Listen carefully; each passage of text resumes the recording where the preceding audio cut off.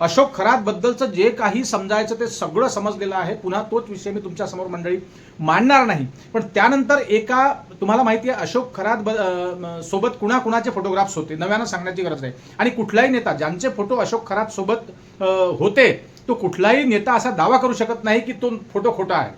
मंडळी याच अशोक खरात नंतर आता ऋषिकेश कोण वैद्य नावाचा एक नौजवान बाबा त्याच्यासोबतही देवेंद्र फडणवीसांचा फोटो आहे. तर आजचा आपला विषय मंडळी असा आहे की बघा हा विषय कुणीही कुठल्याही युट्यूबरने कुठल्याही पत्रकाराने आजपर्यंत घेतला नसेल. विषय अतिशय संवेदनशील आहे. सगळे लोक आजपर्यंत दोष कुणाला देत आले तर राम रहीमला, दोष कुणाला देत आले तर आसाराम बापूला, दोष कुणाला देत आले तर आणखी कुण्या बाबाला. पण त्या बाबाजवळ जाणारे भक्त इतके मूर्ख का आहेत त्याच्यावरती काउन्सिलिंग कधीच देशामध्ये कुठल्या पक्षाकडून झालेलं नाही, कुठल्या सामाजिक संस्थेकडून झालं नाही. त्याचं कारण असं की ह्या सगळ्या बाबांकडे ज्या फसतात ते माणसं नसतात, त्या असतात महिला मंडळी. आणि हा विषय लोक हाती का घेत नाही तुम्हाला सांगतो की त्या महिला आहेत, त्या महिला आहेत, त्यांच्यासाठी अनुकंपा आहे, त्यांच्यासाठी आदर आहे. मलाही आदर आहेच त्यांच्यासाठी. पण मला जर अशिक्षित महिला एखाद्या बाबाकडे जाऊन फसली असेल किंवा तिला बाबांनी गंडा घातला असेल मला मान्य आहे.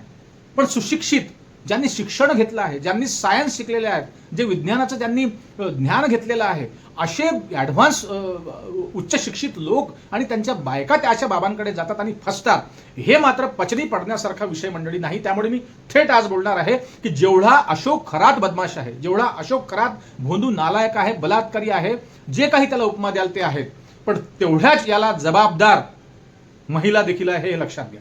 मी फार जबाबदारीने बोलतोय. त्याचं कारण असं आहे की याच्यामध्ये फक्त अशोक खरात नाही, एक ऋषिकेश वैद्य नाही, एक आसाराम बापू नाही, एक राम रहीम नाही, तर याच्यामध्ये 3 लोक टोटल दोषी आहेत. एक बाबा, एक त्यांच्या जवळ येणाऱ्या बायका आणि त्या बायकांचे नवरे. इतके मूर्ख कसे असू शकतात? आणि मग तुम्ही म्हणाल की नेते जात आहेत, नेत्यांच्या बायका जातात म्हणून सामान्य बायका जातात असं वगैरे बोलून मोकळं होणं आणि पळवाट शोधणं हे योग्य नव्हे मंडळी. जरी नेते गेले असतील, नेते म्हणजे काय खूप सुज्ञच असतात का सगळेच्या सगळे? अभिनेते म्हणजे काय सार्वजनिक जीवनात सगळे काय सुज्ञच असतात का? अरे त्यांना अभिनय येतो, त्यांना ती कला येते, म्हणून तो सर्वांगाने तो मनुष्य एकदम पुरुषोत्तम असेल का असं बोलता येणार नाही. अमिताभ बच्चनची उंची 6.5-7 फूट असेल, मग काय सगळेच गुण अमिताभकडे सगळेच सद्गुण असतील का? एखादा अवगुण असेलच. याच अवगुणातून अशा प्रकारची निर्मिती मंडळी होत असते. आता हे नेते या बाबांच्या मागे का लागतात तर ते मनातून लागत नाही मंडळी, ते लोकांसाठी लागतात. धर्मांध झालेला देश, धर्मांध झालेलं हे राज्य हे गेल्या फक्त 8-9-10 वर्षापासून तुम्हाला बघायला मिळत आहे. तुम्ही म्हणाल की पुन्हा तू टीका करतो आहे भाजपावर, की भाजपाची सत्ता 10 वर्षापासून आहे. नव्हे, काँग्रेसच्याही काळात अनेक सत्तांच्या काळामध्ये असे बाबा होते, असे बुवा होते, नव्हते असं अजिबात नाही. पण काहीतरी त्यांच्यावरती अंकुश होता, काहीतरी त्यांच्यावरती ब्रेक होता. पण आता हे मोकाट सुटले आहेत सगळे. एवढे बाबाच नाही तर कीर्तनकार, हे भागवतकार, हे भागवत कथावाचक अनेक हे मोकळे सुटलेले आहेत. थेट माईकवरून ते एखाद्या पक्षाचा प्रचार करायला लागतात. वारकरी संप्रदाय सोडून ते वाटेल त्या विषयावर बोलायला लागले आहेत. एक अध्यात्म सोडून, एक संप्रदायाबद्दल बोलणं सोडून, एखाद्या अध्यात्माचा अभ्यास प्रेक्षकांपर्यंत, भक्तांपर्यंत पोहोचवण्याचं सोडून ते भलतंच काहीतरी त्यांचं भारूड सुरू आहे मंडळी. आणि याला जबाबदार आहे, सर्वस्वी जबाबदार आहे याला शासन आणि सरकार. तुम्ही सरकारी सेवेत आहात, तुम्ही लोकांचे सेवक आहात.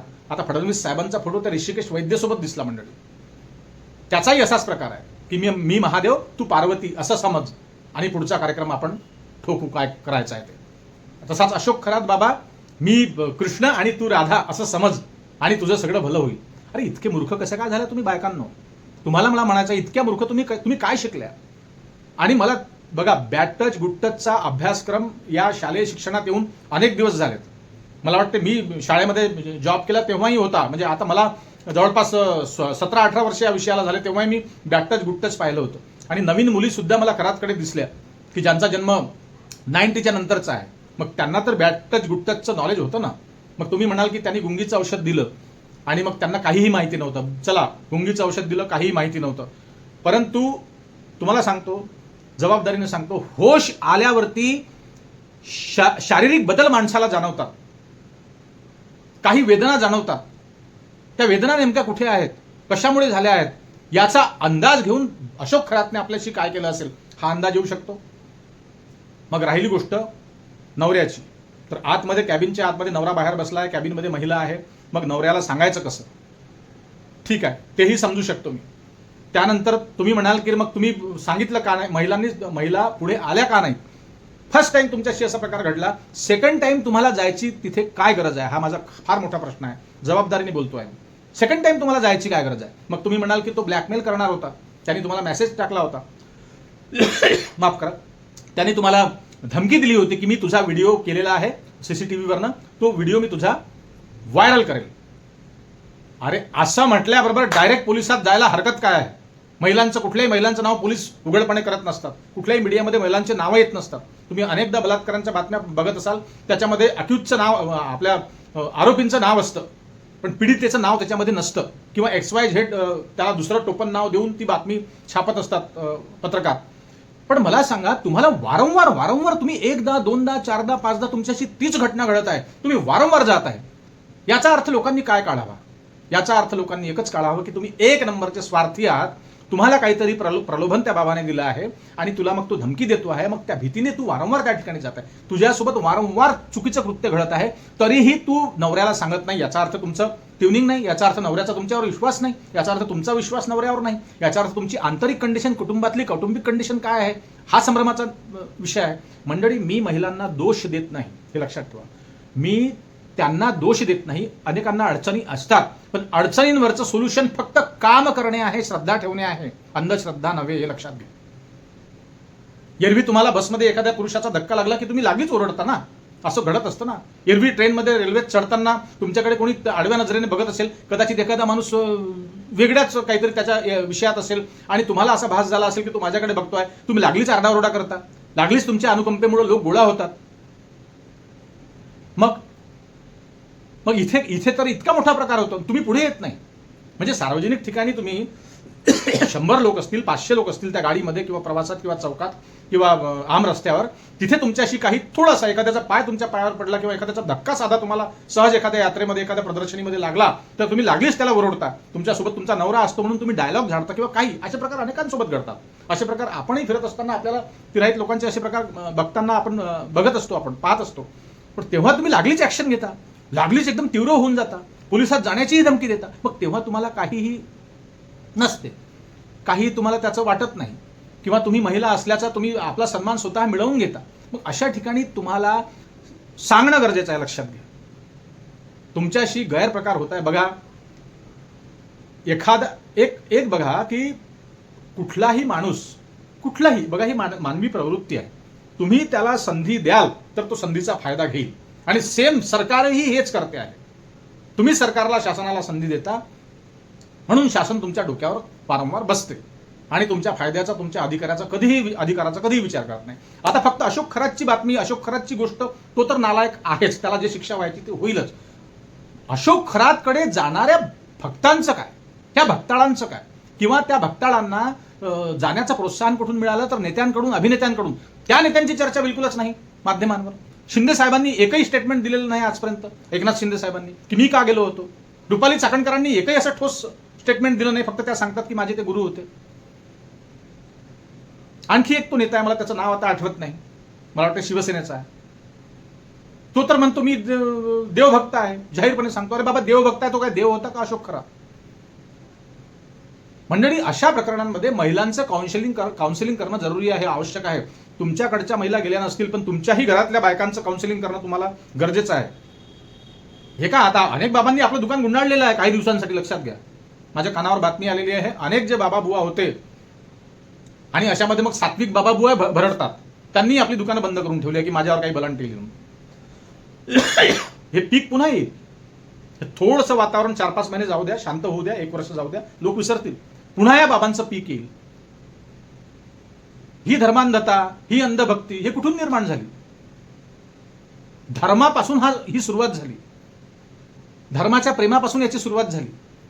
गेली 9-10 वर्ष नुसतं धर्म धर्म धर्म धर्म, जात जात जात, पंथ पंथ, हेच शिक्षण आहे नेत्यांकडून.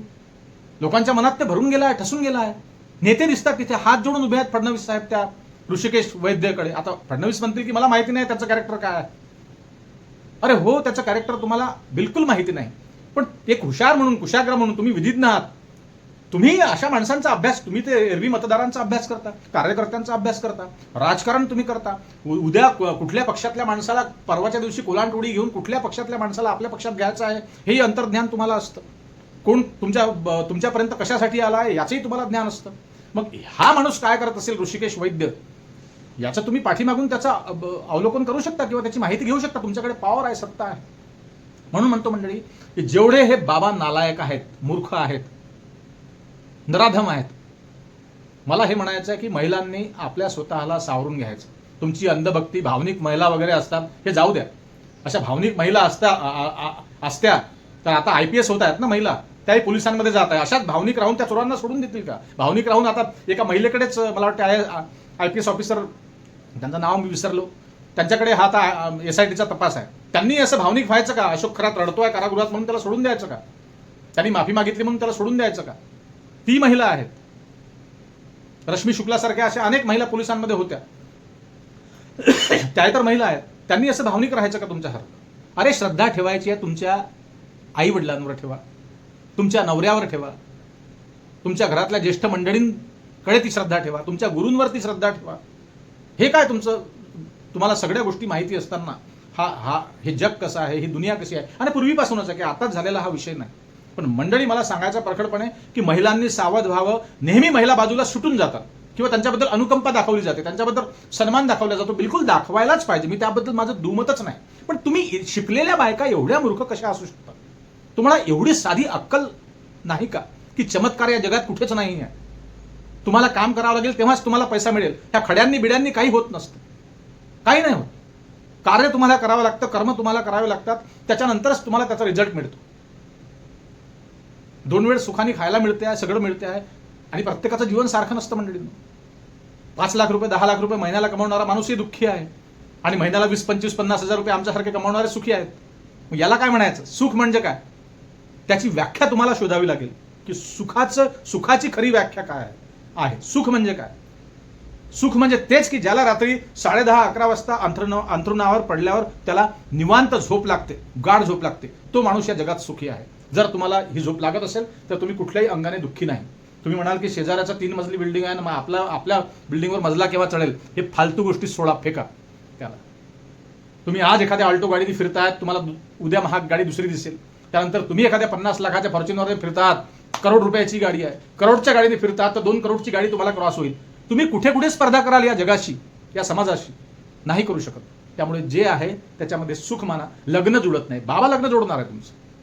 लेकरू होत नाही, बाबामुळे तुम्हाला लेकरू होणार आहे. किती मूर्खपणा, किती गधेपणा, आणि त्याहीपेक्षा त्या नवऱ्यांचा किती मूर्खपणा. अहो, साध्या डॉक्टरच्या कॅबिनमध्ये नवरा बायको सोबत जात असतो, कारण कॅबिनचं दार लागलेलं असतं. ही वस्तुस्थिती आहे, आणि जायलाच पाहिजे डॉक्टरच्या कॅबिनमध्ये. मग तुम्ही त्या महाराजच्या कॅबिनमध्ये का गेला नाही?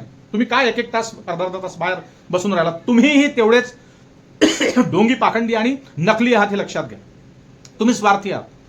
तुम्ही तुमच्या बायकोला सोडून दिलं, बायकोला तुम्ही कधी 4दा बायको जाते आहे, तर काय फायदा झाला आपला? याची शहानिशा एखादा इंजिनियर, डॉक्टर करू शकत नाही. शिकलेले अधिकारी मूर्ख, गधे, नालायक हे त्यांच्याकडे गेले. तुम्हाला थोडंशा अकला नाही, मूर्ख आहात तुम्ही. 1930 पासून 1909ला राष्ट्रसंत तुकडोजी महाराजांचा जन्म झाला, आणि वयाच्या 21व्या वर्षी म्हणजेच 1930 पासून राष्ट्रसंतांनी चळवळ उभी केली अंधश्रद्धेवरती, ग्राम स्वच्छतेवरती. अनेक त्यांनी कीर्तनं केले, खंजेरी बळवली आपली.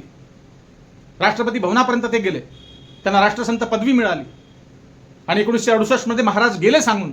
जमाना झाला, किती काळ लोटला, देशाला स्वातंत्र्य मिळालं नव्हतं तेव्हापासून तुकडोजी महाराज या विषयावर बोलत आहेत. सुधारले होते लोक, आले होते वटणीवर लोक. गाडगेबाबांनी तेच केलं त्याच काळामध्ये, बाबासाहेबांनी तेच काम केलं त्या काळामध्ये. महाराजांनी थारा दिला नाही या कर्मकांडाला, तुकाराम महाराजांनी थारा दिला नाही या कर्मकांडाला, ज्ञानोबांनी थारा दिला नाही कर्मकांडाला. सगळं सुरळीत झालं, देश एकदम नीट नेटका सज्ञान झाला, सुज्ञान झाला. आणि काय भूत आलं नवीन आता अलीकडे? परत ते तरुण मुलं पुन्हा लोटा घेऊन चालले आहे मंदिराकडे, उद्बत्त्या हलवत आहेत. अबे परीक्षा दे, अभ्यास कर, पास होशील. तू अभ्यासच नाही केला, खाक तर तुला काय मार्क्स मिळेल, आणि तुला काय नोकरी लागेल, आणि तुला कोण ठेवेल नोकरीवर? तुला बुद्धी असली पाहिजे.